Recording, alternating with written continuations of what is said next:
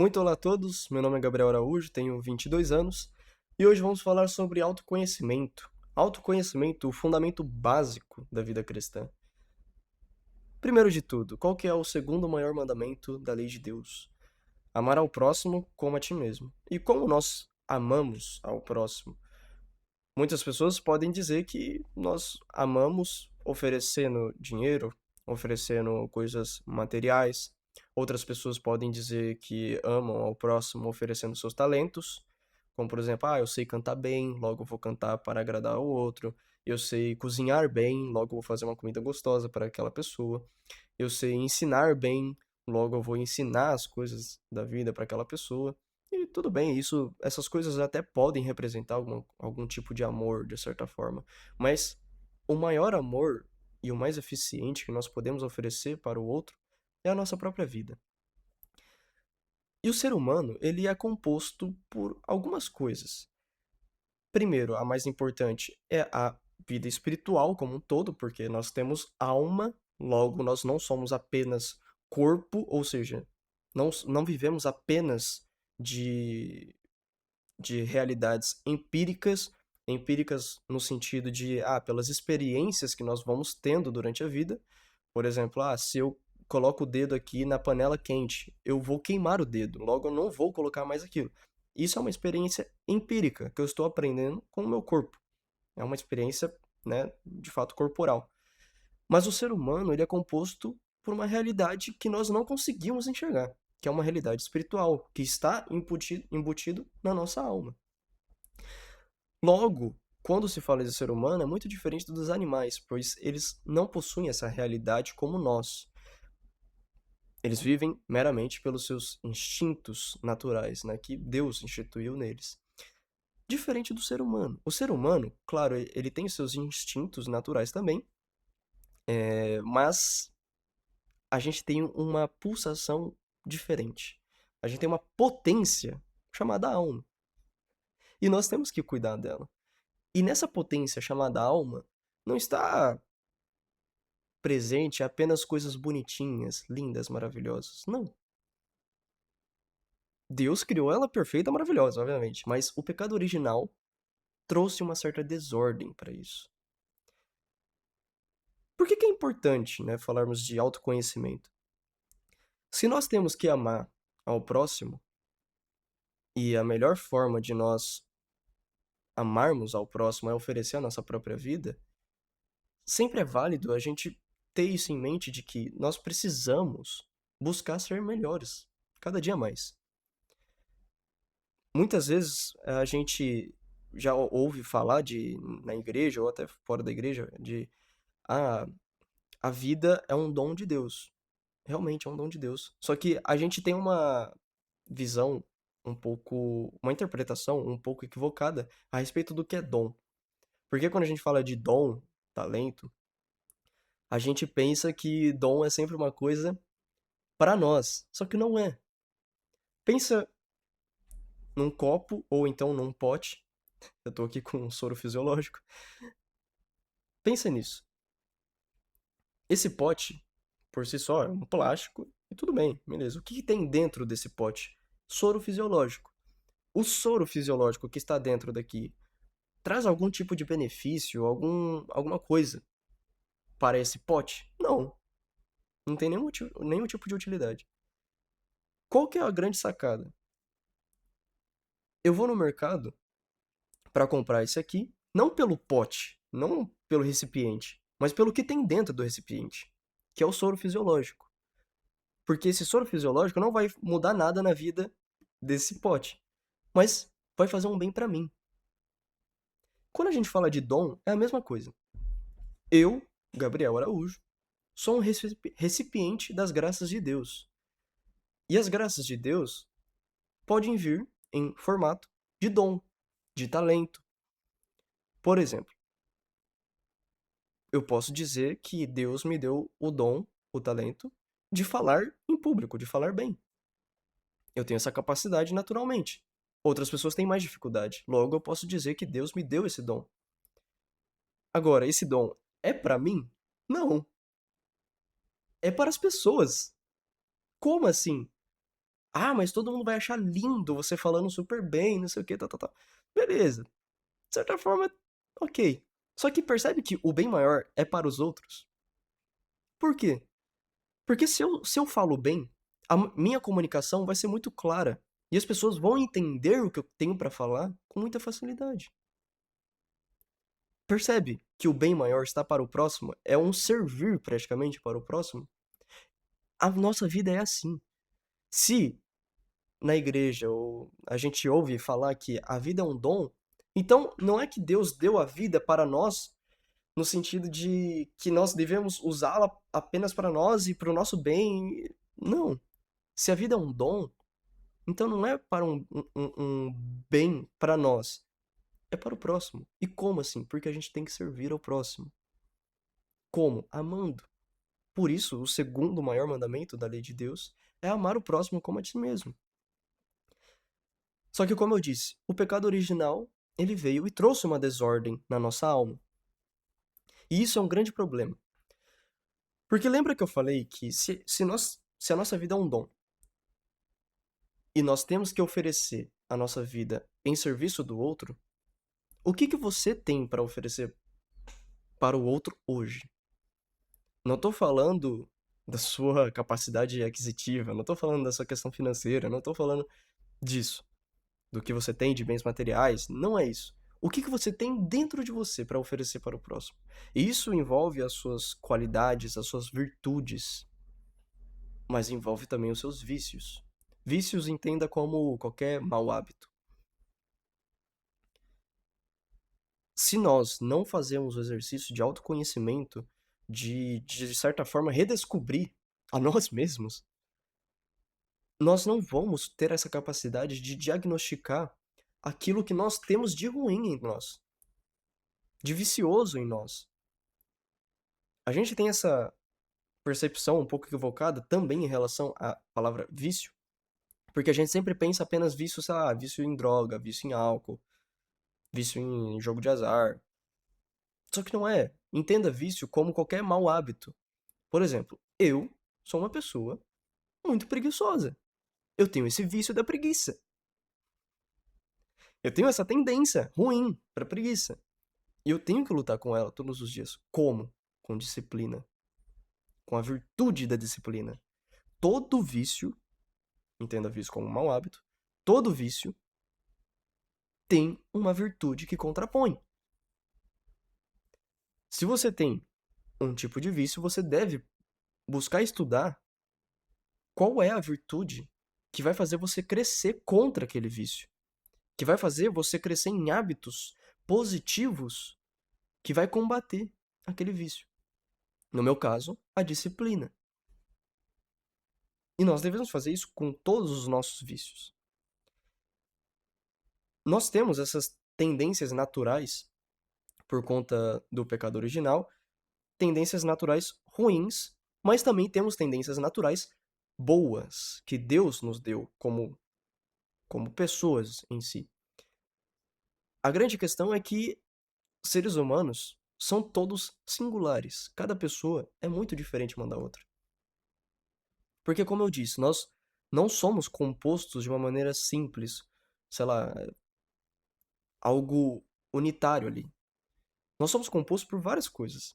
Dentre elas, eu citei as nossas capacidades empíricas, que é com as nossas experiências ali no dia a dia, na nossa história, na nossa vida. Nós temos influências culturais, que vão moldar também quem nós somos, né? O tipo de coisa, de conteúdo que nós consumimos vai moldar quem nós somos. E as questões espirituais que nos envolve também, que está dentro da nossa alma, obviamente. E pensando em relação a isso, que nós, cada um de nós, nós somos diferentes um do outro, a gente pode falar sobre os temperamentos. Muitas vezes as pessoas tendem a cair na ideia do signo e tudo mais. Nós, como católicos, não acreditamos em signos. É uma questão de superstição, signos, né? Não tem nada científico ou algo assim do tipo, é uma mera superstição. Aqueles que acreditam, ok. Mas Se formos falar de perfis de comportamento, a gente pode falar sobre os temperamentos. E tem 4 temperamentos: fleumático, melancólico, colérico e sanguíneo. São esses 4 temperamentos. No meu caso, eu descobri há pouco tempo atrás, e olha que eu tenho 22 anos, há pouco tempo atrás, que eu sou melancólico. Sendo que até meses atrás eu achava que eu era fleumático, aí tinha hora que eu achava que eu era colérico. Uma loucura. Mas por quê? Porque eu não fazia de uma maneira eficiente e sincera esse exame de autoconhecimento. E qual que é o grande problema disso? Se eu não faço isso, eu não vou diagnosticar o que eu tenho de problema. O que eu tenho de vícios, de más tendências, e não vou nem conseguir reconhecer direito as minhas qualidades. E isso é uma loucura. Porque se eu não me conheço, se eu não sei o que eu tenho de bom para oferecer e eu não sei o que eu tenho de ruim para melhorar, gente, tudo que eu vou poder oferecer para o outro é uma bola de neve ali. Tudo junto de uma vez e vai tudo junto.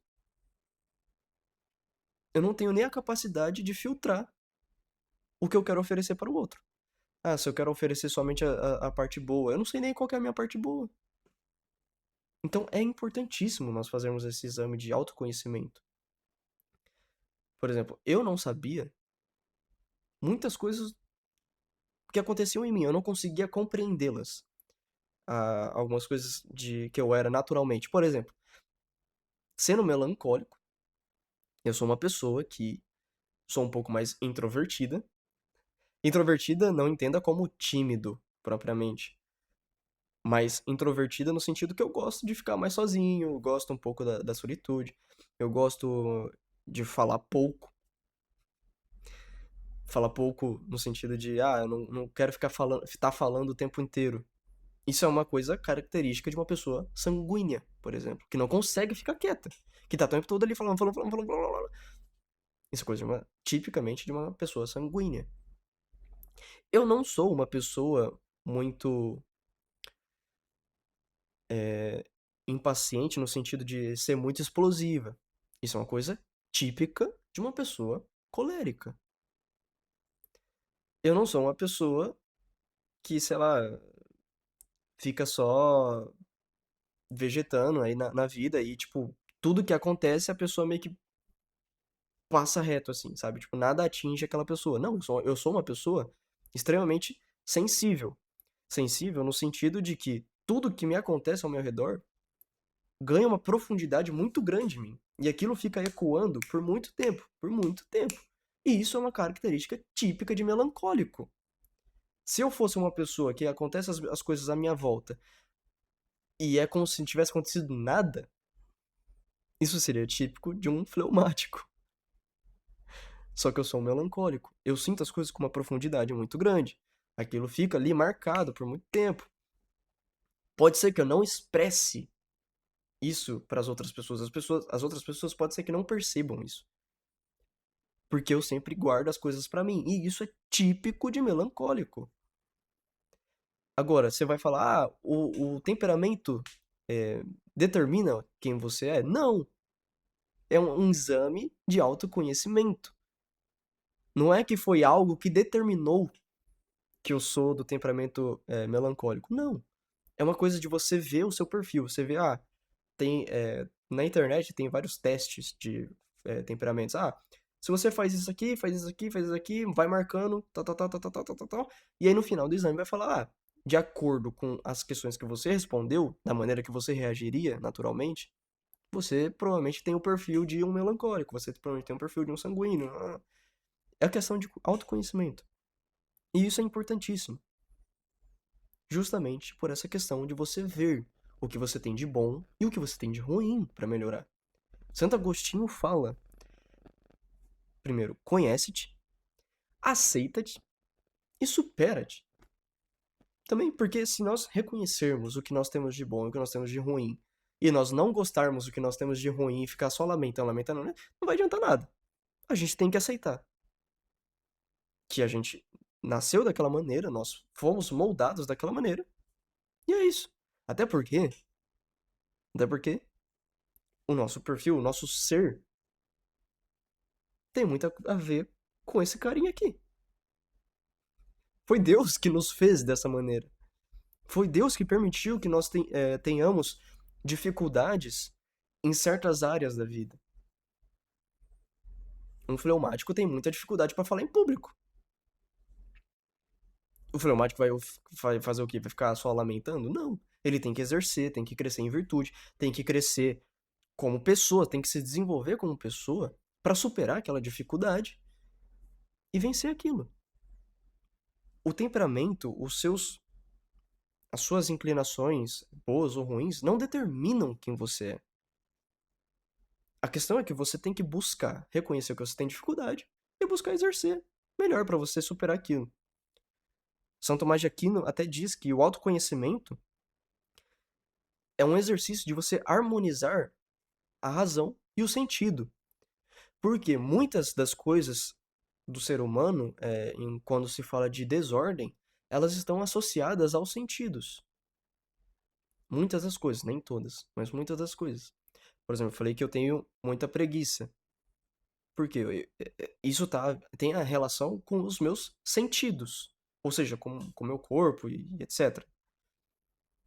A questão é que, racionalmente, eu penso, por mais que eu sinta vontade, ou seja, sentir está nos sentidos, por mais que eu sinta vontade de ficar ali deitado, fazendo nada, descansando, sabe? Racionalmente, eu penso, cara, eu não posso me dar ao luxo de ficar só deitado na cama, eu não sou herdeiro, eu preciso ir trabalhar. Racionalmente eu faço esse exercício. E eu falo, beleza, por mais que eu queira, por mais que eu tenha vontade de ficar aqui deitado fazendo nada, eu vou pegar e vou lá, eu vou trabalhar, vou me arrumar, vou sair de casa, vou trabalhar. Vou fazer as minhas responsabilidades. Você não faz uma responsabilidade chata por uma simples vontade de um prazer de ir lá fazer. Sabe? Pô, eu não gosto muito do meu trabalho, porque é meio desgastante. Ninguém vai lá, tipo, com prazer de ir trabalhar em uma situação dessa, a não ser que você goste muito do seu trabalho.